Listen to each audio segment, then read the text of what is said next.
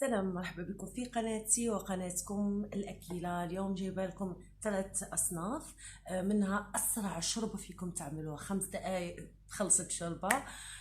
في راح أعمل لكم كمان جراتان بطاطس مع صوص البيشاميل على طريقتي، وكمان راح أعمل لكم تتبيلة روعة للدجاج، صدور الدجاج بالماستردة والإكليل الجبل أو الروزميري. خليكم معنا نشوف التفاصيل.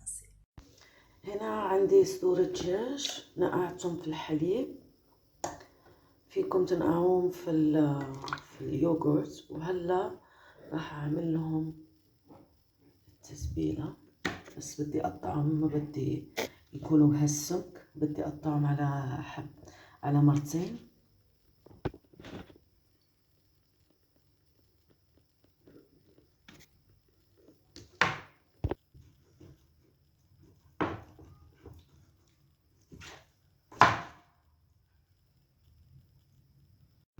اوكي، نبداو تتبيله. هعملها الماستر. اوكي،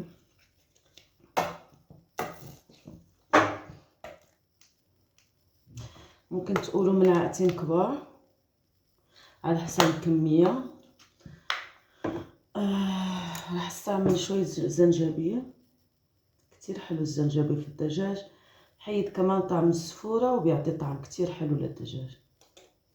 راح احط شوية فلفل على حسب الذوق، ما احط كتير لانه المستردة حارة يعني، فحال ما احط كتير.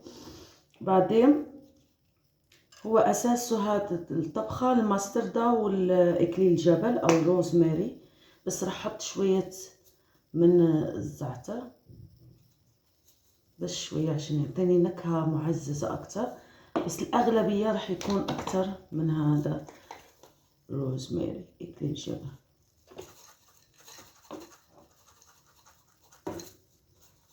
بما أن أنا بحب الماستردة فراح أحط أكتر من نوع ماستردة. حطيت تقريبا 3 معالق، هذا نوع تاني. عصرة ليمون شوية، راح أحط ملعقة توم، تقريبا 4 فصوص. حط شوية ملح لأنه بنعرف إنه الماستردة بتكون مالحة، فراح أحط بس شوية ملح وأعمل له مساج بهالطريقة. راح أخليه مدة تقريبا ساعتين لساعة، ممكن تحطوه ليلة كاملة. هذه البطاطا اللي راح أعمل بيها الجراتان بالفرن، قطعتها دوائر لازم تكون متساوية بهالسمك، وراح أقليها. فيكم تسلقوها، بس أنا حبيت لطعم أكتر فيكم تقلوها بتجي أكتر طيبة. بس أكيد مش أكتر شي صحي، بس بتجي روعة بالبطاطس مقلية. جربوها بهالطريقة.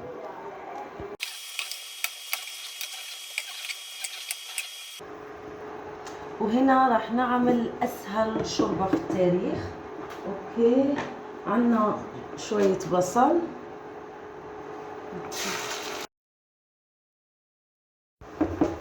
أول ما تتحمر بنحط عليها ملعقتين طماطم، 1 و2،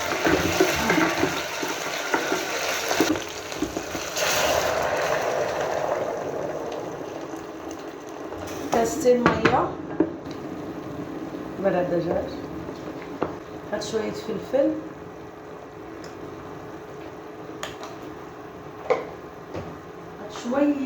شوية ملح لأنه الماجي بيكون شوية مالح، بس شوية. أول ما يغلي غلوة واحدة بضيف الشعرية، كاسة شعرية بس، وبيكون شربتنا جاهزة. الشعرية بتنطبخ بسرعة فبطفي عليه، بس بحرك شوية. أطيب وأسرع شوربة. كمان في الشوربة اللي عملناها، فيكم تضيفوا بقدونس أو كزبرة من الأول، بس أنا بحب أحطها فوق عشان اللي ما بيحب هذا ممكن ما يضيف، اللي ما يحب الكزبرة. وهلا راح أعمل لكم صوص البيشاميل على طريقتي. راح أعمل ملعقتين زبدة،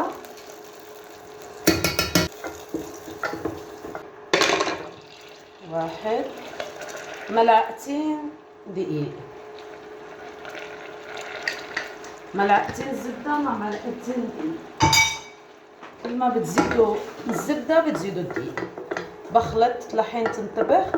انا بحب في الصوص بيشاميل اللي حامل بها جراتان تبع البطاطس بحط شوية ثوم. اللي ما يحب الثوم ما يحط، بس انا بحبها الثوم.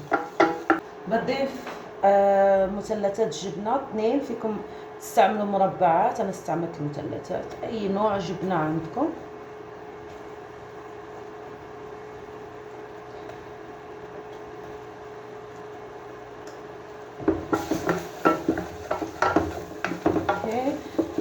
هلا رح اضيف الحليب. الحليب بيكون مطلعينه من الثلاجة على الاقل نص ساعة قبل. اوكي بحطها الحين.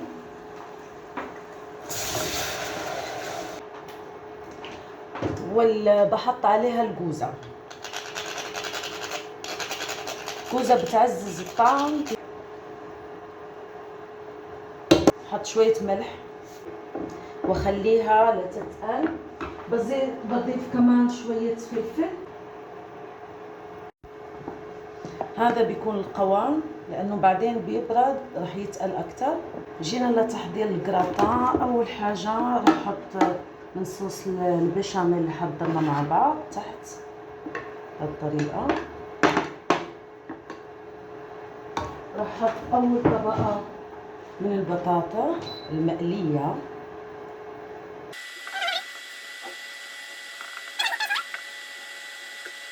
جبنة، اي نوع جبنة. انا حطيت هون موتزاريلا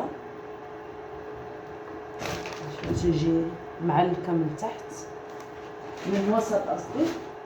وبعدين اخر طبقة بطاطا.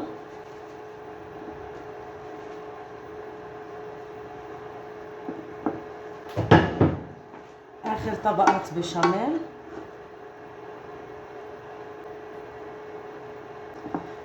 اوكي هذا اخر شيء. بعدين رح اضيف البارميزان اختياري، اي نوع جبنة بتحبوا حطوا. الطبقة الاخيرة رح تكون موتزاريلا. راح سخن الفرن على درجة 200. عندي كل شيء مطبوخ، بس حابة تحميرة اللي تكون فوق الجراتان تبع الجبنة بنحطه في الفرن لحتى يتحمر من فوق على الشواية اللي فوق. هالتاتش اختياري. راح احط شوية زعتر فوق. فيكم تحطوا اي نوع اعشاب بتحبوا، بس هذه اختيار، يعني اذا ما بدكم تحطوا ما تحطوا. فيكم تستعملوا اريجانو او شيء. هنا حطيت شوية زيت، بس احط كمان شوية زبدة عشان بتطري الدجاج اكثر. راح احط دور الدجاج.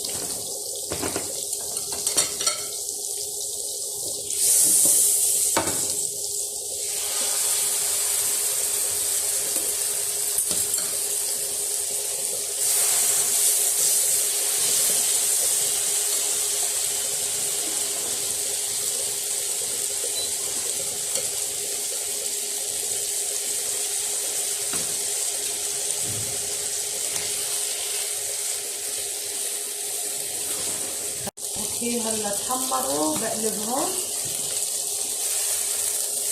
لسه التحميرة لازم تشوفوا، والريحة روعة. هذه لسه ما تحمرت فيها. حاول اخليهم وسط.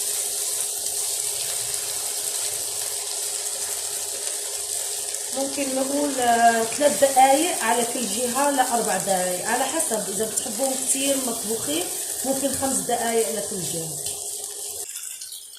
راح احط عليهم عسل ليمون،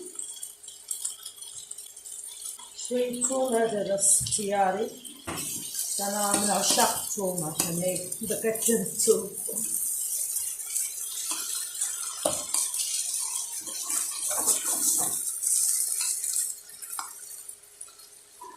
هذا انطبخوا معي لانه شوية اصغر من هذا. فاضل بس هذا خليهم شوية بس. بنقص شوي النار عشان ما ينحرق معي الصوص.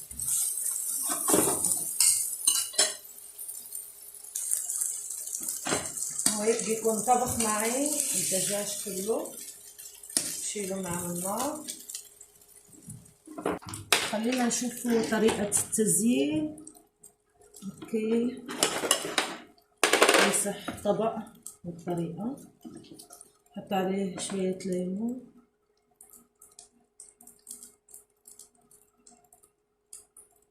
شوية بقدونس،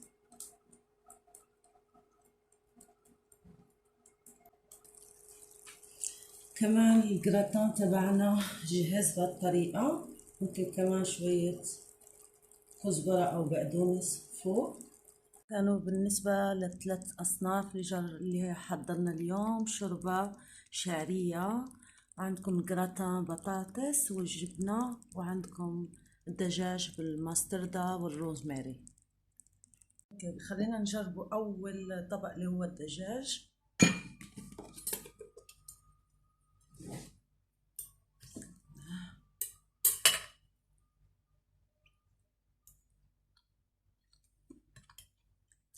روعة. عصرة الليمون مع الثوم طعمه خطير، والماسترد أكيد.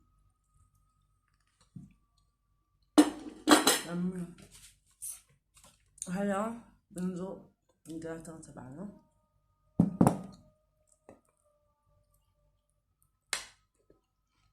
وشوي لسه سخن.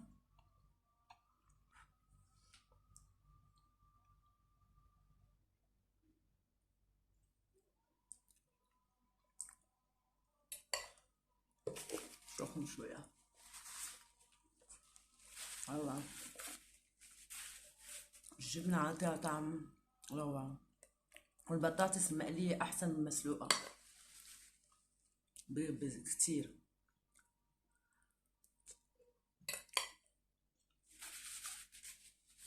ما بعرف شو كل فيديوهاتي بدل ما ابتدي بالشوربة ببتدي بالأكلات. هاي الشوربة أسرع شوربة في التاريخ.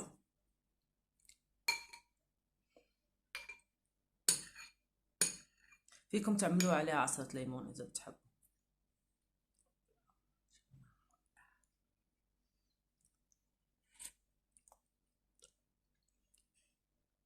كتير روعة.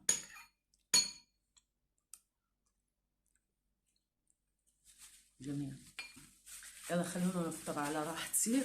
شكرا على متابعتكم الفيديو، ان شاء الله يكون وصفاتنا عجبوكم. اتمنى اشوفكم مرة ثانية. باي.